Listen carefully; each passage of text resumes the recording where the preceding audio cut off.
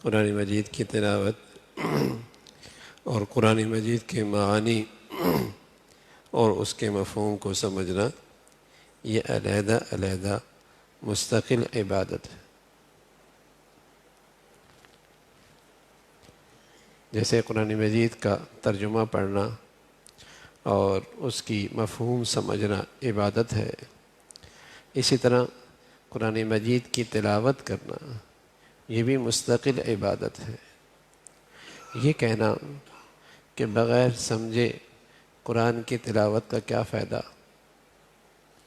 یہ پیارے رسول صلی اللہ علیہ وسلم کی تکذیب ہے، آپ کو جھٹلانا ہے، الیاذ باللہ۔ اس لیے کہ آپ علیہ الصلاۃ والسلام نے بغیر معنی اور مفہوم کی تلاوت کو بھی بہت بڑی ثواب کی بات بتائی اور بہت بڑا اجر و ثواب بتایا اور اس کے بہت فضائل بتائے۔ تو اس کے معنی اور اس کے مفہوم سمجھنا بھی بڑی عبادت اور اس کی تلاوت کرنا بھی مستقل بڑی عبادت۔ اس کا معنی اور مفہوم سمجھنا بڑھیا عبادت ہے، لیکن ایک آدمی صرف تلاوت کر رہا تو یہ بھی ایک مستقل عبادت ہے۔ اس لیے کہ پیارے رسول صلی اللہ علیہ وسلم کے دنیا میں تشریف آوری تو اس کے آپ کے 3 ذمہ داریاں اور وظائف بتائے گئے۔ ان میں ایک وظیفہ بتایا تلاوت آیات، یتلو علیہم آیاتی۔ دوسرا وظیفہ بتایا کتاب اور حکمت کی تعلیم، وَيُعَلِّمُهُمُ الْكِتَابَ۔ اور تیسرا وظیفہ بتایا گیا وَيُزَكِّيهِمْ، تزکیہ۔ تو پیارے رسول صلی اللہ علیہ وسلم کے دنیا میں تشریف آوری، آپ کے جو وظائف اور ذمہ داری بتلائی گئی وہ قرآن کی آیات کی تلاوت بھی بتائی گئی اور اس کے معنی اور مفہوم کو سکھانا بھی بتایا گیا۔ تو یہ مستقل عبادت ہے۔ قرآن مجید کے الفاظ کی تلاوت کے بغیر صرف ترجمہ پڑھنے سے قرآن مجید کے پڑھنے کا ثواب نہیں ملے گا، وہ ایک مستقل عبادت ہے۔ اور کوئی یہ سمجھے کہ چونکہ میں اس کا انگریزی ترجمہ پڑھ رہا ہوں یا اس کا میں اردو ترجمہ پڑھ رہا ہوں تو اب مجھے تلاوت کی کیا ضرورت ہے؟ نہ، قرآن کے عربی الفاظ سیکھنا بھی ضروری ہے۔ آپ کو پتہ ہے نماز تو اس کے بغیر ہوتی بھی نہیں، اس کے بغیر تو نماز بھی نہیں ہوتی۔ اور ایک آدمی جسے کہیں کہ قرآن کی کوئی آیت نماز میں پڑھتا ہے اور اس کا معنی اور مفہوم نہیں سمجھتا تو اس کی نماز ہو جائے گی۔ لیکن ایک آدمی نماز میں انگریزی ترجمہ پڑھتا ہے اور قرآن کی عربی الفاظ نہیں پڑھتا، اس کی نماز نہیں ہوگی۔ تو مستقل عبادت ہے، تو تلاوت بھی کرنی چاہیے۔ اور اب تو معتبر ترجمے اور تفاسیر بھی آ گئیں، اس کا بھی مطالعہ کرنا چاہیے۔ اور جہاں سمجھ میں نہ آئے اہل علم سے رہنمائی لے لینی چاہیے۔ تو تلاوت کو بھی اپنا معمول بنانا چاہیے۔ قرآن مجید کی تلاوت ایک مستقل عبادت اور اعلیٰ ترین عبادت ہے۔ اس کے مفہوم اور معنی کو سمجھنا مستقل عبادت ہے اور پھر اس پہ عمل کرنا ایک مستقل عبادت ہے۔ اب کوئی کہے کہ بھئی میں تو تلاوت کیا فائدہ کیا، اور میں اس کو کیوں سمجھوں، فائدہ کیا، عمل تو کرتا نہیں ہوں۔ تو بھئی عمل کرنا بھی مستقل عبادت ہے۔ اس کی وجہ سے 2 عبادتیں نہیں چھوڑنی چاہیے۔ ہو سکتا ہے اسی کی برکت سے ایک وقت آئے گا عمل کی بھی توفیق ہو جائے۔ جیسے بس اوقات آدمی کہتا ہے کہ بھئی ایسی نماز کا کیا فائدہ، یہ تو غلط کام تو پھر بھی کرتا رہتا ہے۔ تو بھئی غلط کام سے بچنا مستقل ضروری ہے، فرض ہے، لیکن مستقل نماز پڑھنا مستقل فریضہ ہے۔ یہ مستقل فریضہ ہے۔ ہو سکتا ہے اسی نماز کے اہتمام کی برکت سے اس غلط کام سے بھی بچ جائے۔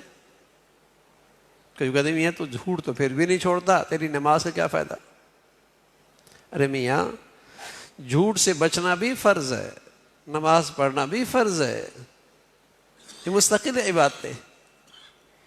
اس کے اہتمام کی برکت سے امید ہے اس گناہ سے بھی بچ جائے گا۔ تو اسی طرح بس اوقات آدمی کہتا ہے عمل تو کرتے نہیں، تلاوت کا کیا فائدہ؟ معانی اور مفہوم تو آتا نہیں، تلاوت کا کیا فائدہ؟ ارے بھائی وہ مستقل عبادت ہے، اسی کی برکت سے اللہ کرے اس کی بھی توفیق ہو جائے، اس کی بھی توفیق ہو۔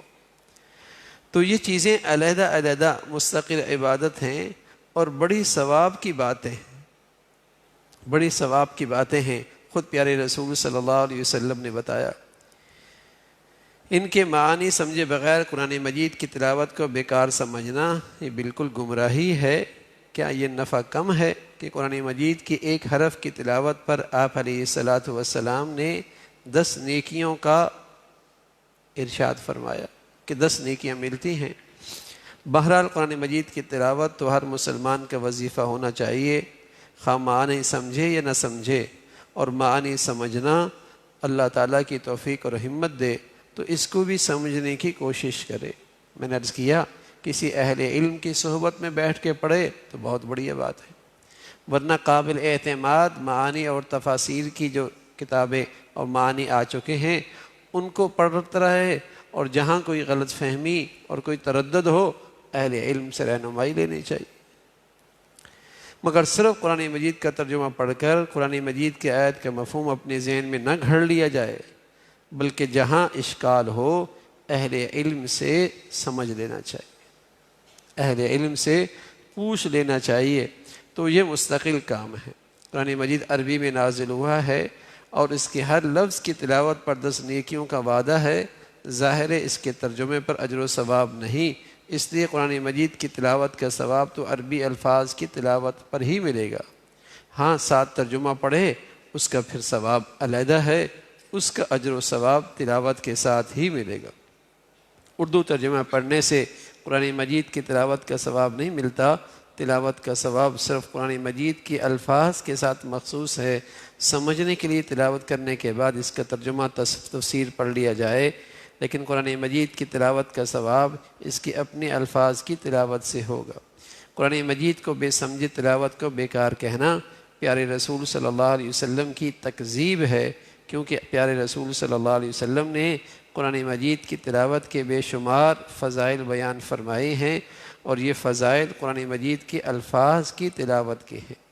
اللہ تعالیٰ اس کی تلاوت کی بھی توفیق نصیب فرمائے اور استقامت نصیب فرمائے، اور اس کے مفہوم اور معنی کا علم بھی عطا فرمائے اور عمل پر بھی استقامت نصیب فرمائے۔